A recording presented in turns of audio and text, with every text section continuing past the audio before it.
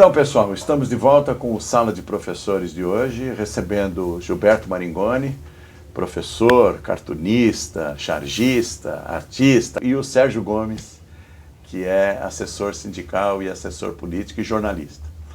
No bloco anterior, nós estávamos comentando sobre a função do professor e como mudou a atividade do professor com o advento das novas tecnologias. O Maringoni, então, estava se referindo a uma pesquisa que foi levada a efeito pela Secretaria da Presidência da República sobre a utilização e o número de smartphones que existem hoje no Brasil. A pesquisa da Secretaria de Comunicação da Presidência, a última dela é a Pesquisa Brasileira de Mídia.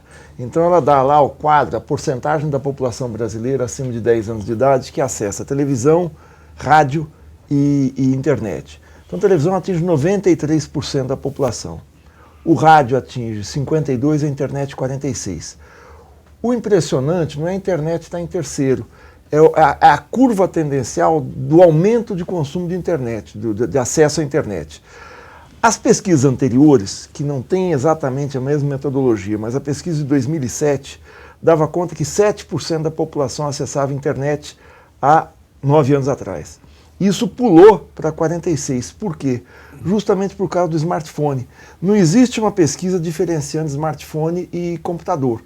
Mas esse pulo no acesso indica uma popularização da internet e confirma isso que você está falando. Hoje é muito mais fácil você, mesmo na escola pública, ter acesso à aula, aos materiais didáticos, enfim, a esse entorno da escola, da atividade didática, que ou potencializa a atividade do professor numa ponta, ou também fazem com que esse tempo seja não pago, porque uma aula de educação à distância, o professor dá uma aula diante da câmera e essa aula não é vista por 40, 50 alunos, ela pode ser vista por 4 mil, 5 mil, 10 mil, 40 mil alunos e esse tempo não é pago. Esse é o problema da automação na educação, mas ela nunca vai prescindir do professor, como se fala por aí, como pessoa humana, como se existisse pessoa que não fosse humana. Essa é a questão. Então, o que ocorre nas instituições públicas de ensino é que nem sempre existem essas plataformas que facilitam a interação. Porém, essa interação pode ocorrer pelas redes sociais. Os alunos se comunicam pelas redes sociais e os professores também podem se comunicar com os alunos, e aí é que existe a demanda por parte dos alunos que essa comunicação também seja feita pelas redes sociais. Não é tão formal assim, de uma maneira, vamos chamar de mais científica, educacional, pedagógica, como as plataformas de ensino, mas também é uma outra maneira que o professor fica plugado. Agora, porque em cima disso que está sendo tratado agora, que você puxou, o Maringoni desenvolveu, quer dizer, além das questões que são ligadas diretamente a salário, condições de trabalho, a vida do professor é muito mais ampla e complexa do que só isso, embora é isso que aparece, quando aparece na mídia é a questão salarial, isso, aquilo, sobretudo na área pública. Na área particular, na área esses 350 mil é como se não existissem, e não é fato. Então, os professores que estão nos assistindo, vão acompanhar isso, também têm direito de apresentar sugestões de pauta, temas para o programa. Que temas poderiam ser esses? O programa ele está sendo concebido com essa característica, né? De apresentar assuntos que dizem respeito à vida profissional, à vida pedagógica, vamos chamar assim, educacional, e as relações de trabalho do professor, e a todos os outros assuntos que perpassam a sua condição como integrante da sociedade. E mais ainda, né, de uma pessoa que tem também a responsabilidade de formação dos trabalhadores, de formação da consciência crítica do indivíduo.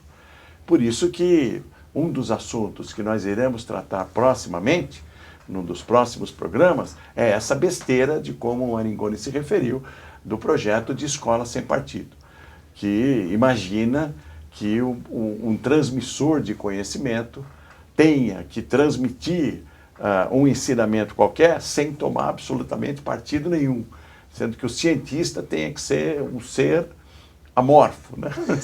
sem cor, sem sabor, sem mover um músculo do rosto quando se referia a qualquer fato histórico ou científico, né, Maringá? Porque essa história da imparcialidade nas ciências nem naturais, nem humanas existem.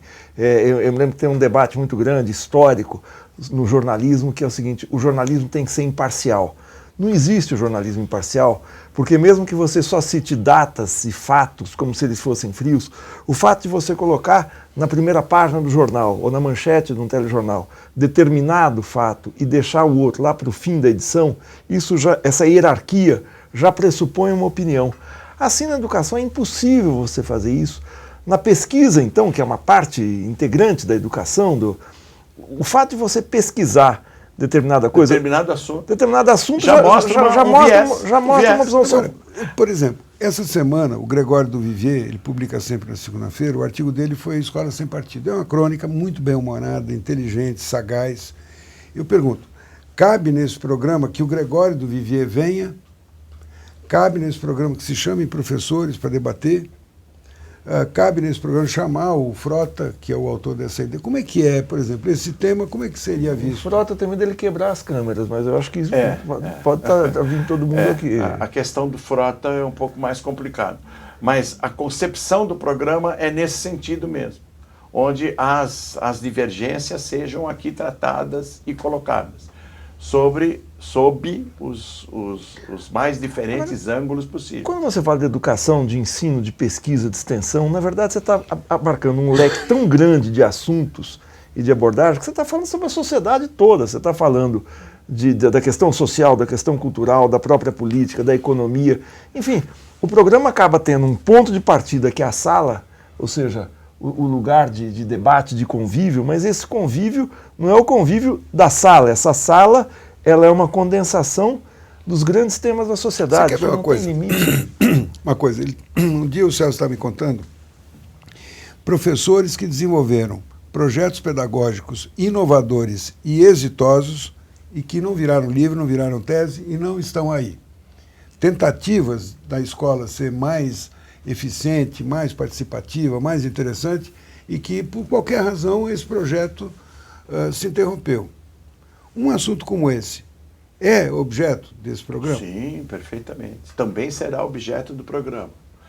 Assim como as questões que estão, vamos chamar, por trás da pedagogia, por trás das questões pedagógicas. Por exemplo. Que hoje estão latentes na sociedade, que são os grandes grupos de educação.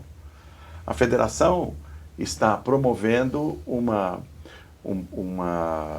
pesquisa sobre a vida financeira dessas grandes instituições de ensino que se transformaram em SA.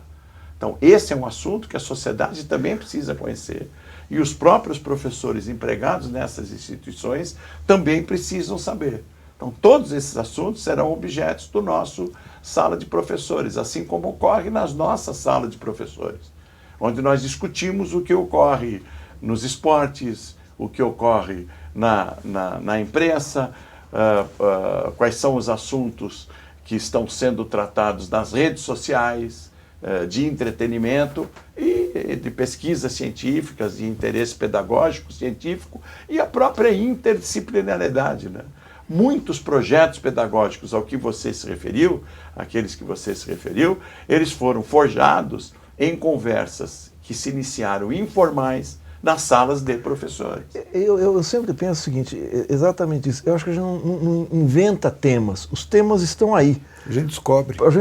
Por exemplo, a questão da prospecção de petróleo. A mudança da lei do petróleo com a questão da Petrobras que está se fazendo aí, está se vendendo um pedaço do pré-sal.